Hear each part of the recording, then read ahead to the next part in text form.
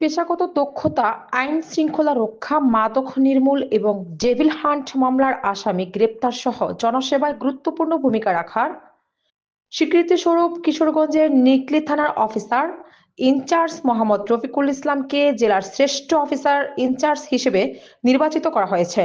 Senior staff reporter Selim Rana জানান, রোববার সকালে জেলা পুলিশের মাসিক অপরাধ পর্যালোচনা সভায় police super doctor S M Farhad Hossain তাকে এই সম্মাননা প্রদান করেন। এ সময় ডিসেম্বর মাসের ভালো কাজের স্বীকৃতিস্বরূপ জেলার শ্রেষ্ঠ অফিসারদের হাতে সম্মাননা ক্রেস্ট ও নগদ অর্থ তুলে দেন police super doctor S M Farhad Hossain.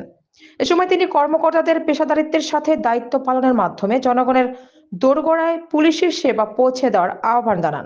এর আগে সভায় জেলার আইন শৃঙ্খলা পরিস্থিতি, মামলার অগ্রগতি এবং অপরাধ দমনে গৃহীত পদক্ষেপ নিয়ে আলোচনা করা হয়।